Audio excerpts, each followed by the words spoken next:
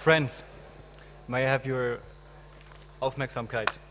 There's a technical question first. There are people here who make a documentary on Diem, and they will take footage of this event. Is there any person here who does not want to be filmed during this event?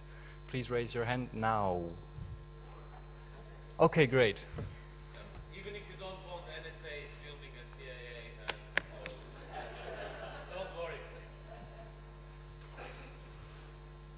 So, dear friends and comrades, on behalf of the Democracy in Europe movement, I'd like to welcome you to our event at the main campus of Hamburg University. We're just a stone's throw of the Congress Center, where the 20 economically most powerful heads of states are meeting in these days. We all know this self-proclaimed club of the great has no democratic mandate. We know it is an informal and exclusive gathering aiming at shaping international politics as a whole. We know that unlike any other, the so-called Great 20 stand for austerity, social inequality, war, and ecological destruction.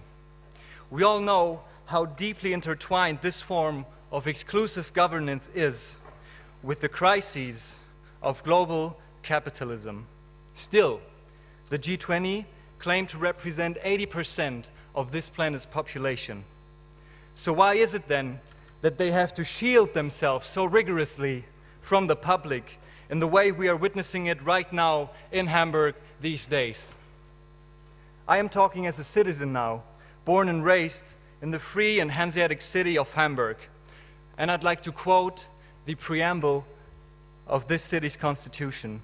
It says, "The free and Hanseatic city of Hamburg wants to mediate between all the world's parts and people in the spirit of peace." The Senator of the Interior, and I won't even mention his name because I'm done with him. The Senator of the Interior promised us a festival of democracy. Let me put it briefly. City authorities systematically criminalized just protest for months. They systematically tried to create an atmosphere of fear, trying to prevent people from joining our just protests. They suspended the right of assembly throughout the whole city center. There are predator drones circling in the sky, along with military helicopters. 20,000 police, women and men are in the streets repressing protest camps and protesters, and the protest camps are authorized by the German Constitutional Court. Robots are deployed by the US Secret Services, crawling through sewers and subway tunnels, doing what exactly? Well, we all don't know, since the US won't give us any information about them. Hamburg, right now, is transformed into an Orwellian dystopia of complete surveillance, enforced by paramilitary means. It is a democracy-free zone. And I ask you, the senators of Hamburg, I tell you, these moves are a travesty against the democratic identity of our city.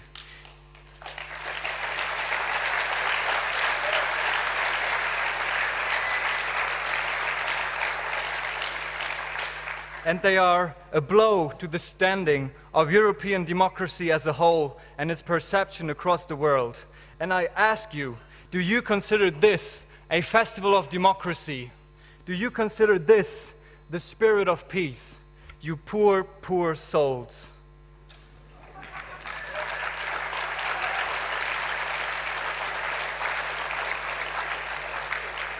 And allow me to be a bit cynical when I congratulate our mayor, and I won't either mention his name.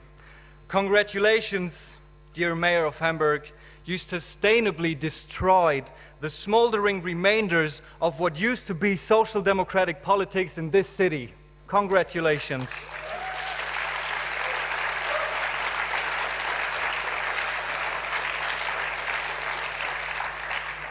Now let us zoom out of Hamburg a bit to link it to the bigger picture, because the global is not a force that is external to the local, right? Rather, the global develops through the local by rearranging various localities and their institutions. So, what we witness in these days in Hamburg is the concrete materialization of what it takes worldwide to legitimize and stabilize a failed global capitalism, a brutal and cannibalistic world order. But no matter what anti-democratic means global elites enforced and will enforce in the years to come, I have two words to say to them: watch us.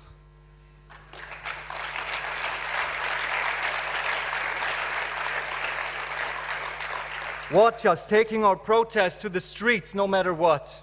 Watch us taking the green spaces of this city to get the sleep we need. Watch us gathering here in the middle of the democracy-free zone that the Senate so eagerly created. Watch us coming together from all parts of the world in the spirit of peace, actually fulfilling the preamble that I just quoted. And watch us disobeying your anti-democratic policies. Watch us.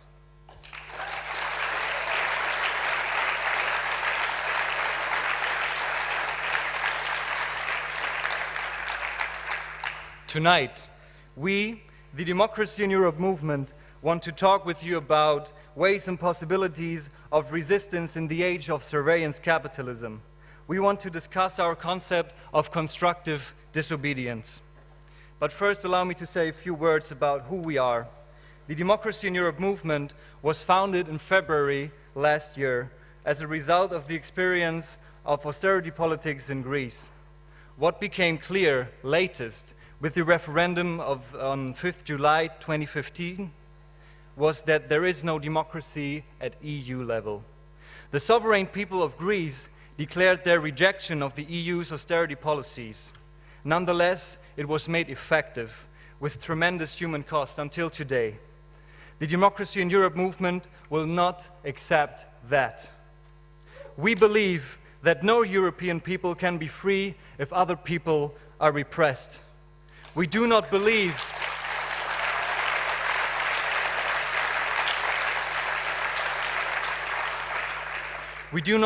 that the European crises can be solved by returning to our national states.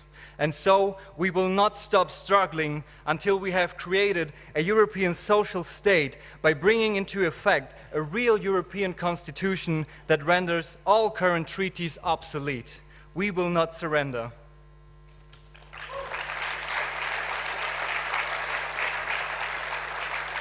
Because collectively, we planted our grassroots last year, and together we will make flourish the seeds of true democracy in Europe until 2025. And united, we will bring home the fruits of our efforts. And of course, the road ahead of us is hard, because as in Europe, societies worldwide are in the chokehold of neoliberal technocrats. These free market fundamentalists claim that the invisible hand of the market is the only historical force in this world. But let us not fool ourselves. There is history floating amongst the brave students of Santiago de Chile. There is history floating amongst the brave students of Hong Kong. There is history manifesting in the squares of Cairo and in the markets of Aleppo. There is history spreading from the streets of Athens, the streets of Warsaw, and the streets of Paris. There's history erupting in Rojava. There's history in the words of the little girl who I heard this morning in the train telling her father, "Look, Daddy, there are no streets, there are no people in the streets, but just police."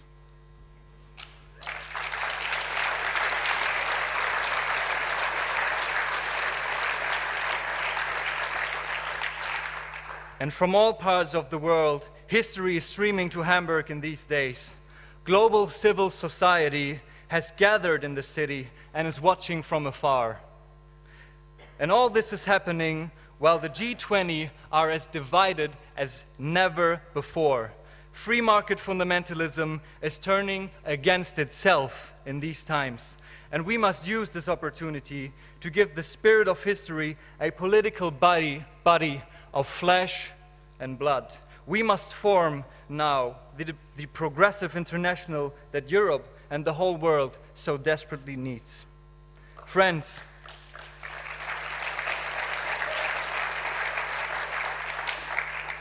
Friends, storm clouds are gathering on the horizons of change, but they carry a slight breeze of hope. And from Hamburg, we shall take the winds, the fresh winds that are blowing in this world tonight and in these times, and we progressives shall set sails from Hamburg to conquer the world with our vision for utopia. And before I give word to Srećko Horvat in a second, I will have to give thanks to the Student Committee of Hamburg who made all of this possible. Thank you, comrades.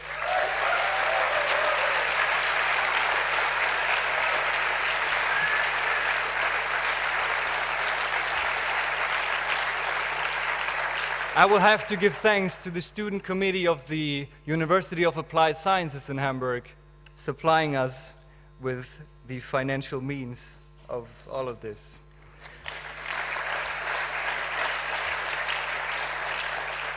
I will have to give thanks to the local group, the Hamburg DSC, our DM25ers in this city.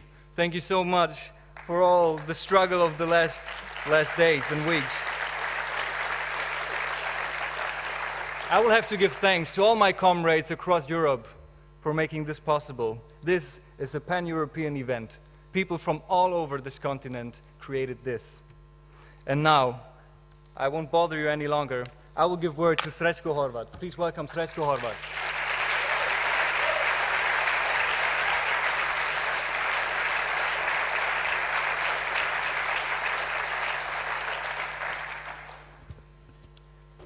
Hello and good evening. Unlike Søren, I didn't prepare any speech tonight.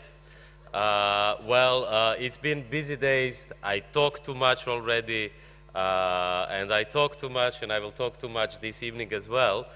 So I didn't prepare anything. Let me first say that if there is one person in this room to whom we can thank that we are here today, it's not the G20, but it is precisely Søren. So I'm thanking Søren for organizing this.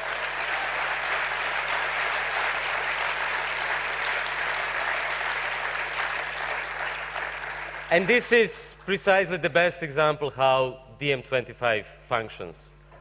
It is self-organization, and I'm really glad that it functions like that, because then other people, like Yanis, who is not with us today, can be on Crete. I hope we will also go there. I will give just a few words about the relevance and the reason to organize this event precisely on the day when violence is happening in all corners of Hamburg. Most of you who are here tonight probably had difficulties to reach the university. I heard some people needed even more than 2 hours to reach it because everything is occupied. But we organized this event. Please, enough of applause because we don't have so much time. And okay. Yeah, this is like the scene from Monty Python, you know, where when they say we are all individuals and so on, we don't want applause, and then you applause for 10 hours and then we go away and that's it, you know. Anyhow, a dear friend has to join us from the Ecuadorian embassy at 9 o'clock, so we have to stick a bit to the time, so don't applaud yet. Applaud only once for one speaker, that should be the new rule, and we will have more time. What I wanted to say is that we organized this event precisely on the day when most of the international media are reporting about the violence which is happening. Of course, our answer as progressives should be, what is the violence of the protesters on the streets compared to the violence of the system, to the violence of the governments of the G20, which is still provoking wars, bombing Yemen, bombing Syria, fueling through lucrative arms deals with Saudi Arabia done by Theresa May and Donald Trump, fueling ISIS, which is then bringing back terrorism to Europe, to Manchester, to London, to Berlin, and so on. What is the violence on the streets compared to this violence? But as DM, don't do that. As DM, what we are aiming at precisely at this moment is something similar to what Vladimir Ilyich Lenin did just before the October Revolution. You know what Lenin did before the October Revolution? He went to Zurich and he was reading Hegel. I'm not proposing you to read Hegel tonight, but I'm proposing, and we at DM are proposing you to rethink the very concept of disobedience.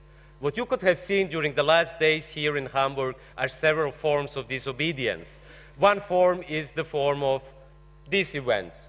I'm not saying that this event is very original and so on. We are still sitting in the room. It is a conference room and so on. There is a lot of applause, a lot of smiles, a lot of people came from protests and so on. But it is still a kind of classical event. We had the Gipfel for Global Solidarity, the Alter Summit. This is also a form of disobedience which existed already with the World Social Forum, European Social Forum, and so on. Then you have the form of protest which will happen tomorrow, and I hope all of us will be there. But let us not fall into the trap of the illusion that this protest tomorrow will change anything. In 2003, there were more than 10 million people protesting in 600 cities simultaneously against the war in Iraq, and the war in Iraq still happened. And we have the war in Yemen, we have the war in Syria. So mass protests, marches in US against Donald Trump will also not change anything, which is not a reason not to come tomorrow. We have to come because symbolically it's important.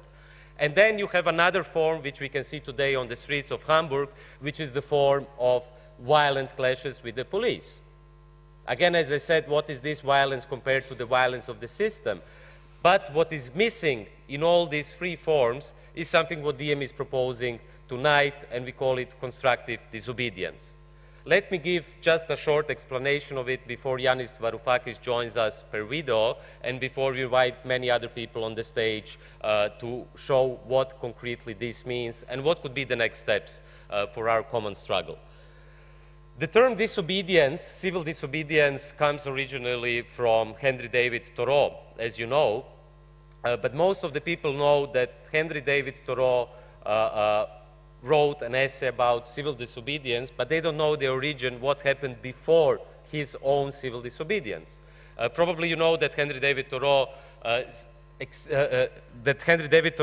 decided to go out of the system, to go to a lake and forest called Walden, to build a house. He lived there for 2 years. He left us with a brilliant book about living alone in the nature, living alone with yourself, and actually exploring yourself in order to be ready to do any kind of struggle. Because the problem of the people who are on the streets, of the young people and so on, is that maybe they didn't explore themselves enough, and they're already on the streets provoking violence. Maybe this is a problem. So what Thoreau did is that he, 2 years, spent his time at Walden. And what happens next? So first you have an attempt to get out of the system and to create a kind of self-sustainable system. He went out of Walden, he was walking the street, and a tax officer stopped him and asked him to pay taxes. Henry David Thoreau, and this is the origin of this concept of civil disobedience, decided to disobey.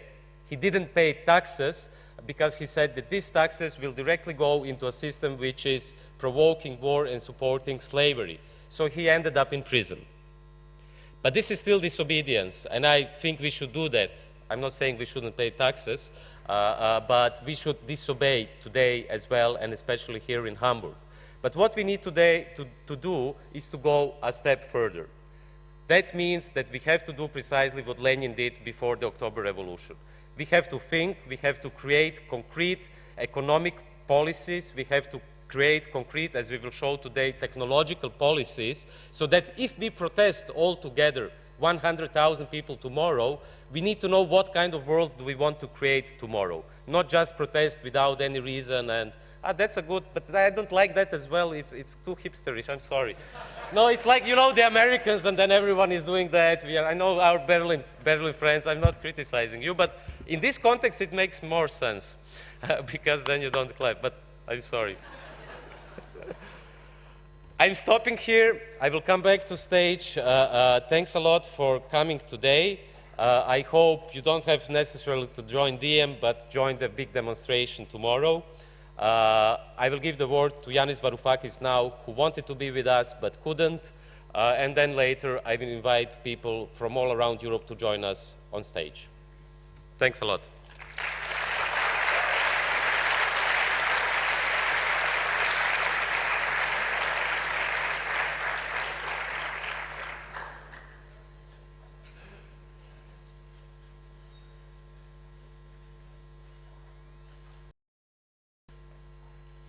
Hello everyone in Hamburg. This is Jens Varoufakis. This message is coming to you from Greece. I wish I was there.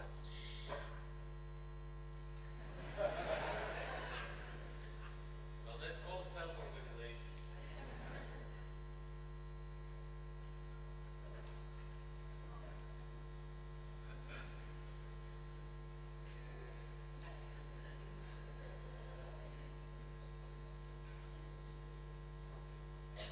Hello everyone in Hamburg.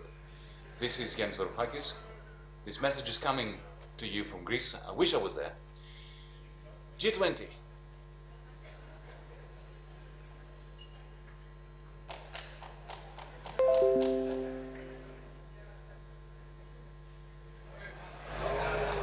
Hello everyone in Hamburg. This is Jens Varoufakis. This message is coming to you from Greece. I wish I was there. G20. Another G20. Another meeting of the world's high and mighty.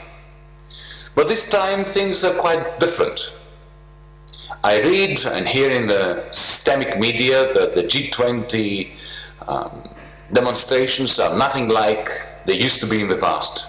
But yet again, the G20 is not what it used to be in the past. Once upon a time, you will recall, after the collapse of the Soviet Union, the expansion of the G7 to the to the G8, and later on the expansion to bring into the fold the rising powers of China, Brazil, India, and so on, the G20 was formed. There was a time when these various Gs were meetings in which neoliberalism took shape and the Washington consensus was spread throughout the world. It was a time when the United States government, the Japanese government, the British government, and the European Union were in unison about the need to push down wages, deny trade unions' rights, expand the reach of multinational corporations, and create pure freedom for capital and commodities, while the peoples of the world were caged behind barbed wire. That was a time when the G20 was a force of regression, a force of neoliberal expansionism, and it was of course a time when the G20 caused a reaction amongst progressives who got together to fight the G20 on the streets of various cities around the world. Nowadays, after the 2008 crisis, we have a different set of circumstances. Financialized capitalism has come up with a response to its 2008 crisis that is wholly inadequate, even from the perspective of the interests of capital. We are now going through a period that I think historians are going to refer to as the great deflation that has followed the great recession of 2009-2010. Deflationary periods, just like the 1930s, create fragmentation of capitalism and give rise to the various cockroaches of xenophobic racism that we see all over the world, the nationalist international, as we at DiEM25 refer to it. There is a problem we have with the G20 at the moment, for instance in Hamburg, as progressives. The G20 arrived in Hamburg in a state of disrepair. They disagree on almost everything with one another. They are nothing like the G20 used to be. They are not united anymore behind any particular project, not even a neoliberal one. Donald Trump on the one hand and Angela Merkel on the other, they are at odds. They hardly speak to one another. Or they do, but it's facetious talk without any actual outcome. It is very difficult for us to unite and to be truly energized against the G20 that is a shambles. But we must. And we must because the establishment always manages to coalesce around misanthropic, degenerate, recessionary, deflationary, antisocial themes.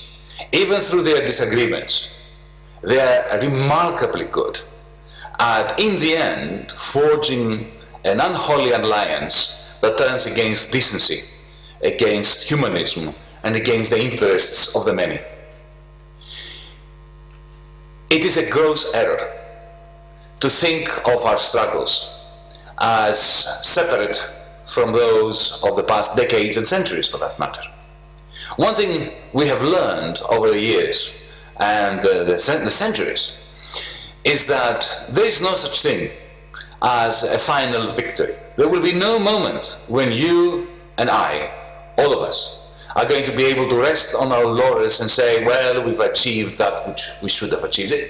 But, you know, the fact that there is no such thing as a final victory also means that there is no such thing as a final defeat.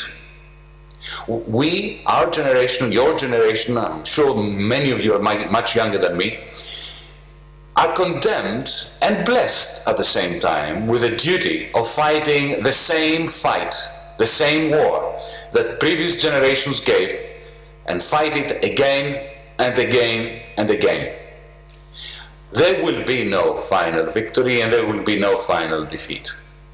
But there is going to be a major improvement to the lives of millions, billions, as a result of what you're doing in Hamburg today, as a result of the struggles that everybody around the world is involved in, the struggles that we at DiEM25, the Democracy in Europe movement, are supporting and are part of throughout the continent of Europe and actually beyond. Because let's face it, the G20, whether they are united as they used to be in the past or disunited the way they are today, they are pushing humanity towards a multiple crisis from which it is very possible that we will not recover as a species, ecologically, financially, socially, ethically. We are the only force that can stop that. And we are going to succeed in proportion to our capacity to say both a big no and a big yes. A big no to the punitive neoliberal misanthropy that the G20 leadership is pursuing, and a big yes to an alternative way of conducting humanity's affairs. At DiEM25, we put it succinctly, I think, in two words: constructive disobedience. We have a duty, this is a yes part, the big yes part, to put forward an agenda of social, economic, political change. An agenda that is based on realistic policies and realistic changes to existing policies that can be effected tomorrow morning, which then can be mapped into much more radical change in 2 years' time, in 5 years' time, in 10 years' time. This is the constructive part. And at the same time, disobey. This is the disobedience part, the no, the big no part. Disobey that which is being peddled by the G20, by the punitive, neoliberal, failed establishment. Today is just the beginning, like every other day. We are never going to achieve victory, and we're never going to be defeated. We're going to do something different, far more radical and far more important. Steer humanity, steer the peoples of Europe, the peoples of the world, in the direction of improvement for the many, and in the direction of disempowering those who possess illegitimate power and who use it, not just illegitimately, but misanthropically. With solidarity and wishes for everything you're doing in Hamburg, this is Jens Varoufakis for DiEM25.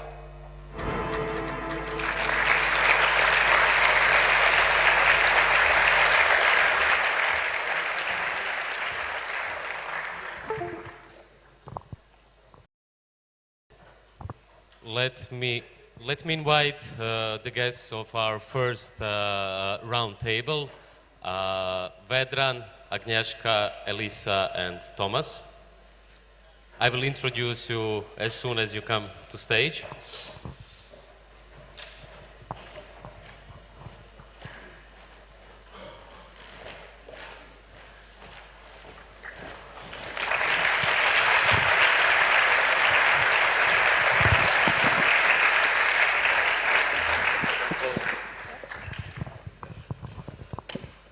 I'll introduce the speakers at the time when I give them the word. I'll give the word first of all, thanks everyone for coming, especially Agnieszka and Vedran, who came from, did you Vedran come from Croatia or no? Yeah, from Croatia and Poland, flying in only today, and it was pretty difficult, as you know, to reach this venue. But I'll start with Thomas, who has a long experience in the struggles we have seen today in Hamburg. He belongs to something what in Germany is known as the Interventionistische Linke. Not so much on the streets anymore, but writing books at the moment. But I'd like to ask Thomas for the beginning, really for a comment, so that this is not just another panel or something, but we have to react and reflect to the situation which is happening today and what is probably going to happen tomorrow as well. How do you, from your experience, see these events? Is there any difference? And how can we do it in a more constructive way? Well, let me talk, hello to everybody. Let me talk on constructive disobedience by going back to what we experienced the last days. I'm a bit tired, and I also have talked too much all the last days, and I will not go into philosophy. I will stick anecdotically to what we have experienced, because that has very much to do with constructive disobedience, and probably I will disappoint you because I will not give a simple answer, but by sticking to a real story, you may get an impression that constructive disobedience is the thing we have to do, but it's not a comfort zone. I will go back to Thursday evening, the demonstration Welcome to Hell, organized by the autonomous movement mainly, and it was one of the mistakes the other side was doing to bring the G20 meeting into a big city and to bring the G20 meeting into a city which still is in some parts a stronghold of the autonomous movement. So let me go back to the Thursday evening. We had a demonstration which was called Welcome to Hell, which is not a nice title, and which was not meant nice at all. One expression for that is what some of us, a lot of us, not all of us, will know as the Black Bloc, an invention of the 1980s. The Black Bloc is a core figure of constructive disobedience that may surprise you, but it is the case, and I will come to this, and I will be on this very point, very precise on this point, while telling a story. There is no disobedience at all, and there will be no disobedience at all if you not have disobedience in its pure and eminent sense. And the pure and eminent sense of disobedience is the radical negativity of disobedience. And that is incorporated in the Black Bloc. The Black Bloc often is accused of not communicating. Not communicating with the government, not communicating with the police, and even not communicating with other parts of the movement. Well, disobedience in the form of its radical negativity is the refusal of communication. And the expression of this refusal of communication with the given situation. And that is incorporated, I repeat myself, in the Black Bloc. What was happening on Thursday evening was, and those of us who have some experience may agree with me, that we all of us thought they will not let the Black Bloc go. I knew this in advance. I was not sure, but somehow I knew that they will not let the Black Bloc go. And that was what they did. So it took just 5 minutes, and in a certain place, those of you coming from Hamburg will know this place. There is a situation where you have a bridge, which you can close in the front, you can close it in the back, and then you have the situation, if you come inside, you can push all of them who are under the bridge to the wall. And that is what was done. And it was an aggression deliberately and wanted and planned by the police. So far about violence, which violence we are talking about.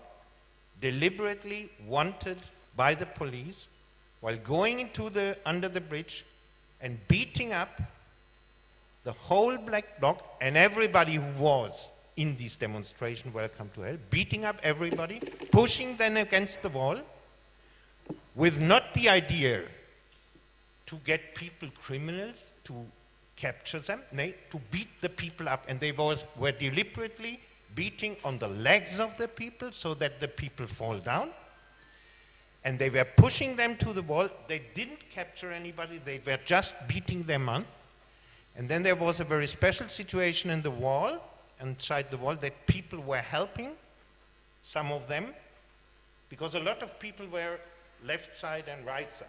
The demonstration was much bigger because you must somehow join all those people watching into the demonstration. So the people were joining, and when they saw what the police was doing with the ones in black, they tried to help them come up to the wall, and then the water cannons were shooting exactly towards those people who tried to help some of these beaten down people up to the wall so that these people again fall down. That was the police violence. And that is the violence we have to talk about. But our topic at the moment is constructive disobedience. So what is constructive disobedience? First step, there will be no constructive disobedience, never, if we do not have the radical negativity of pure disobedience. We may not like that. It may create problems for all of that. We may definitely not like the concrete forms. That all means constructive disobedience is in itself complex. It's not a comfort zone. It is in itself controversial.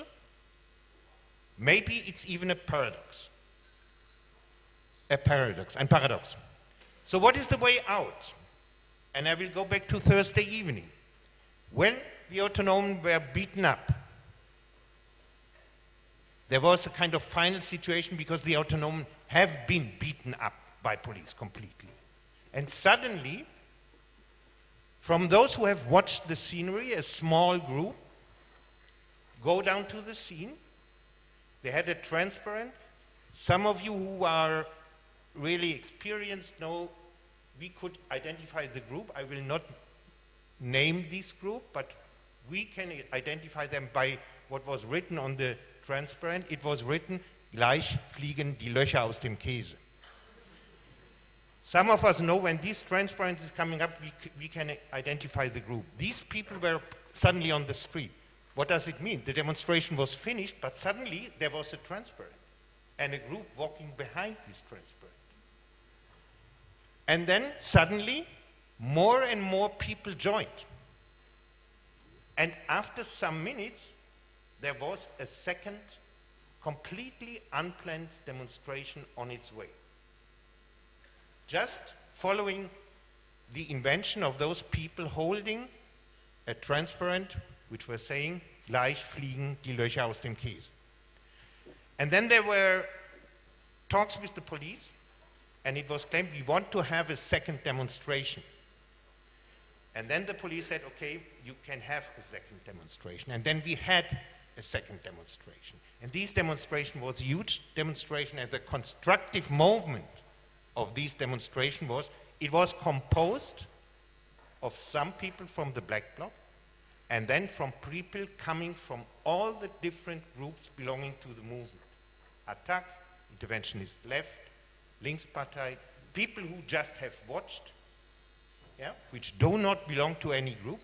All these people marched together up to the Reeperbahn, and at the Reeperbahn this demonstration was declared to be finished, and it was said, for those of you who still want to go on, there is a second demonstration on the Holstenburg. And this was going deeply to the night, and then this evening was finished with the victory not of the police, but of our side. And this story tells something very essential of constructive disobedience.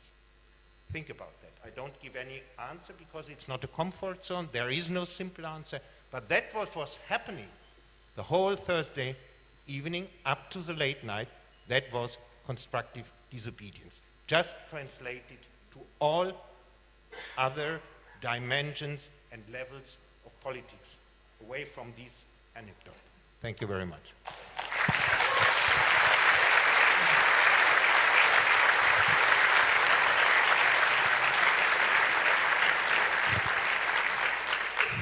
Thank you, Thomas. I would go on with questions and discussions, and sorry for disturbing you at what moment, but I have to be the annoying guy who will stop you if you talk too much because of the timer there. And well, after the live stream from the Ecuadorian embassy, we can pose questions to Julian Assange, but then we can also have a Q&A and a discussion among ourselves when we can discuss all these interesting and important points. What I want to ask now to come to Elisa, who is part of DiEM25, is what comes the day after? What does it mean when we all leave Hamburg and when we all leave these scenes of solidarity? I would say there is also what I've seen in this picture described by Thomas is actually solidarity between the ordinary citizens, ordinary activists, and the Black Bloc. What does constructive disobedience mean for you personally after you leave Hamburg, and what could it mean for other activists as well? You have the mic here. Yeah. I think no, it's not on. Hello, person in existing there. Can you put on this mic? No. Well, I don't know how many of us here are actually politically active, but I don't think this really matters for what I'm going to say. So maybe you know Ada Colau, who is the first female mayor of Barcelona from Barcelona en Comú. And according to The Guardian, she pinned a note on her front door of her office saying, "Never forget who we are and why we are here for." And I think this understanding is like really crucial for the moment that we are living in, because like this university has created a heterotopia for us to meet and to discuss these things, but when we go outside, we can see the dystopian future and present that we are living in. So, yeah, on the one hand, we are living in this extremely interconnected world, but what we are witnessing is that walls and that fences and barriers are becoming more prominent physically, but also within our societies. We can think about the Israeli wall that is enclosing Bethlehem, or the fence between Saudi Arabia and Iraq, which should keep out Islamic State, so-called Islamic State. There's this enormous fence at the border of Morocco, which is enclosing the Spanish enclave of Melilla. I could go on. Of course, famously, the Mexico-USA border, which should soon be transformed into a wall with beautiful solar panels.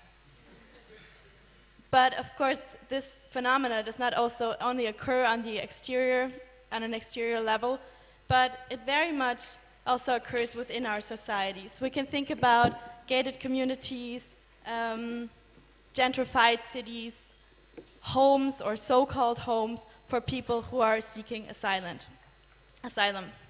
What is clear here is that humans who are fleeing from war zones, looking for shelter, are not welcome, but at the same time, we are witnessing how capital is flowing freer than ever, which is also connected, of course, to the G20.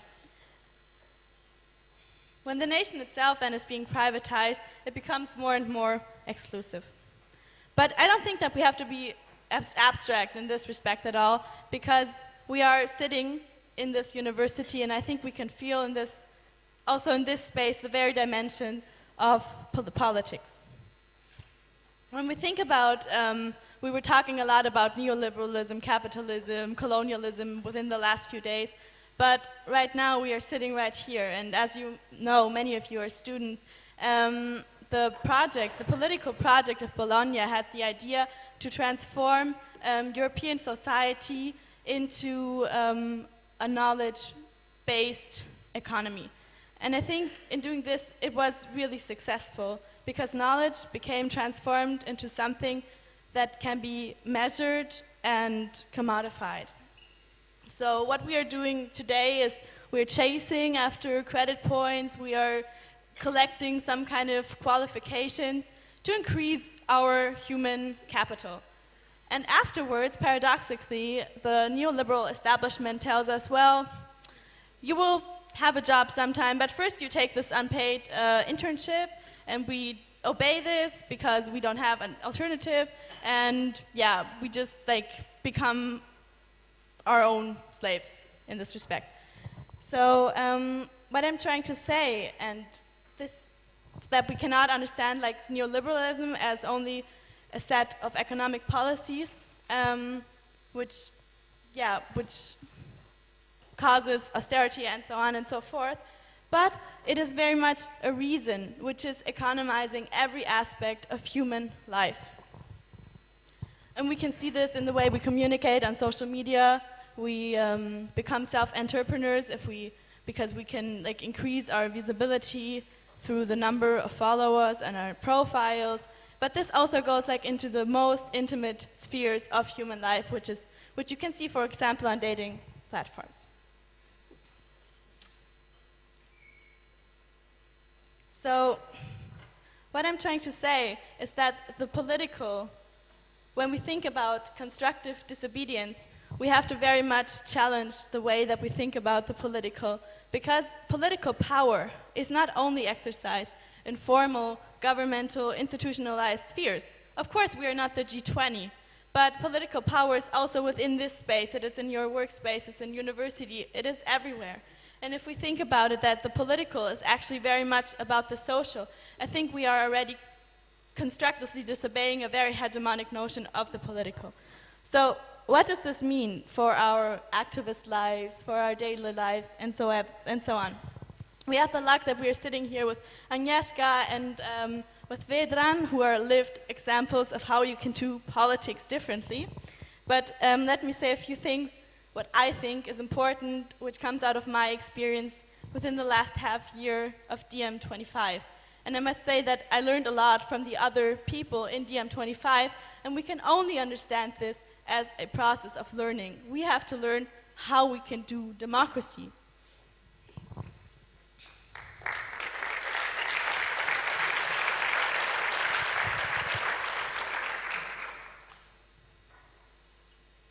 But I think that this very much poses a lot of challenges on us. The major challenge is how can we imagine this? We live in this interconnected world, but we don't yet know how to utilize the technology, how to really connect to each other, and how to do democracy. So what can we do? Jayati Ghosh, who was speaking at the last panel of the Alter Summit that many of you may have joined, referred to that we are living in this moment of transformation. So why not use this moment of transformation? But seriously, I don't want to be told anymore by white old men how my future is going to look like. So I think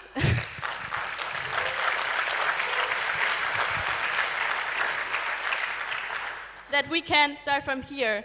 And this one goes out to all young women here. Claim these spaces. If you see them, go in there. You really have something to tell.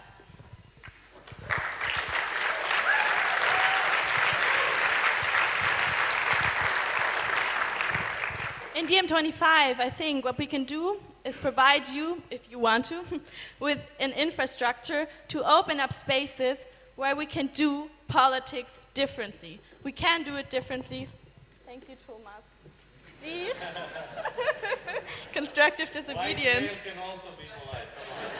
That's not my point, Sleshko. I know. I know. Now I'm out.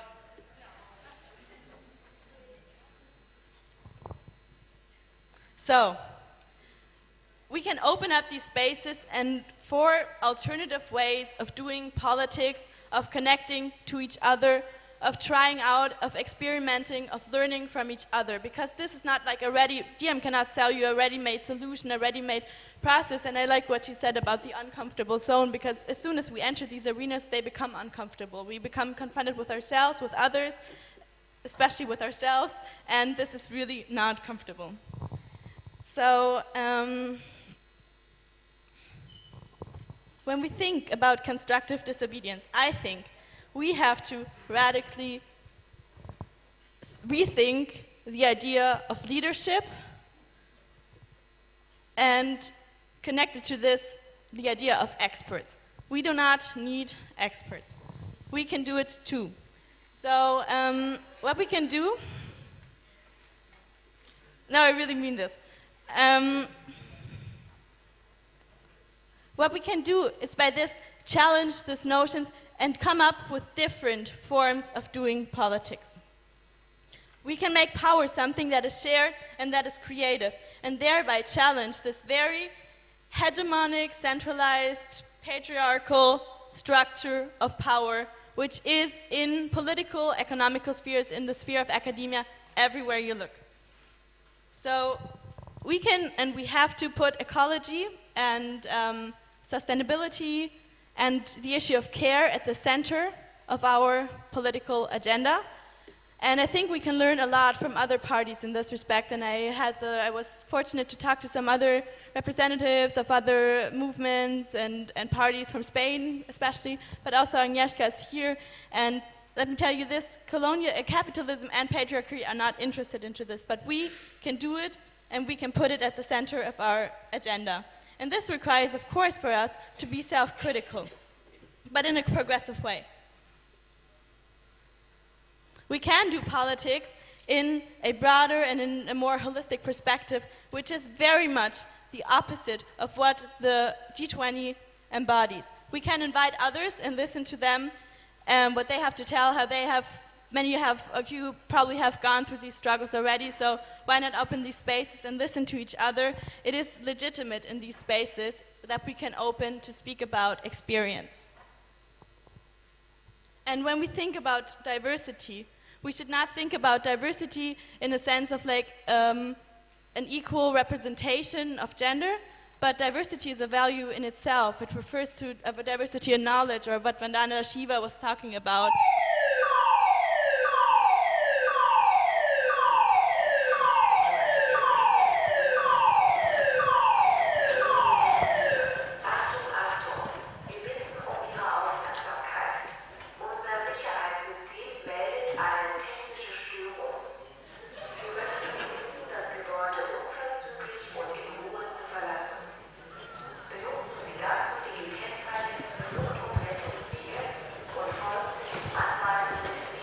Okay, the mic doesn't work.